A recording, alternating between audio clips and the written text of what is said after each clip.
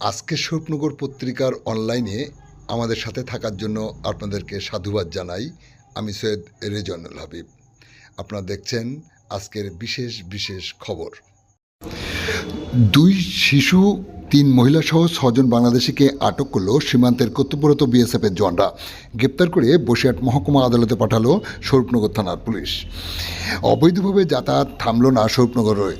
প্রতিদিনের মতো গতকালও স্থানীয় পুলিশ ও সীমান্ত কর্তব্যরত বিএসএফের জওয়ানদের চোখকে ফাঁকি দিয়ে এক ধরনের অসাধু দালালের হাত ধরে স্বরূপনগর সীমান্তের বিথারি ও তারালি এলাকা দিয়ে অবৈধভাবে বাংলাদেশে যাতায়াত করার সময় 2 শিশু, 3 মহিলাসহ 6 জন ব্যক্তিকে বিএসএফ আটক করে। দালাল পালিয়ে যেতে সক্ষম হয়।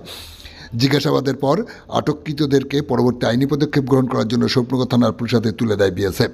পুলিশ তাদেরকে গ্রেপ্তার করে। পুলিশ সূত্রে জানা যায়, মঞ্জিরা বিবি সাথে 2 শিশু, তার সাথে আলামিন শেখ নামে এক ব্যক্তি ছিল। তারা বিথারি সীমান্ত এলাকা দিয়ে এদেশে আসছিল। তাদের বাড়ি নারায়ণগঞ্জ জেলায়। অন্যদিকে একইভাবে লতিকাবালা, কণাবালা তারালি সীমান্ত দিয়ে বাংলাদেশে যাচ্ছিল।